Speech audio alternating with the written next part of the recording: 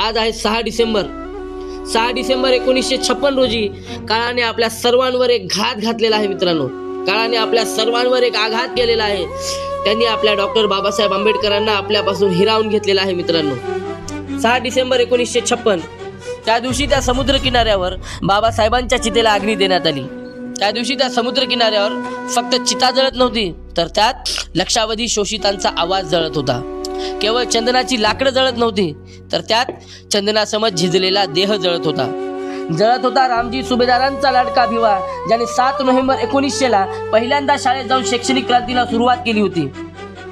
जळत होता 32 पदव्यांचा पंडित, जळत होता 9 भाषा जाणणारा भाषातज्ञ, जळत होता देशाला रुपयाची समस्या सांगणारा महान अर्थतज्ञ, जळत होता बहिष्कृत भारताचा मुकनायक, जो या भारताला प्रबुद्ध करून गेला होता. जळणाऱ्या चितेच्या अग्निलाटा सांगू लागल्या, येथे छत्रपती शाहू आणि सयाजीराजेंचा लाडका विद्यार्थी जळतो आहे. केम्ब्रिज कोलंबियाचा अभिमान जळतो आहे. हिंदू कोडबिल लिहिणारा सर्वात मोठा फॅमिनिस्ट जळतो आहे. 5000 वर्षांचा इतिहास बदलणारा विद्रोह जळतो आहे. जगभरातील वंचितांची अस्मिता जळते आहे. संविधान लिहिणारा कायदे पंडित जळतो आहे. या चितेत बाबासाहेब नावाचा हिमालय जळतो आहे. या चितेत आम्हा वंचितांचा बाप जळतो आहे.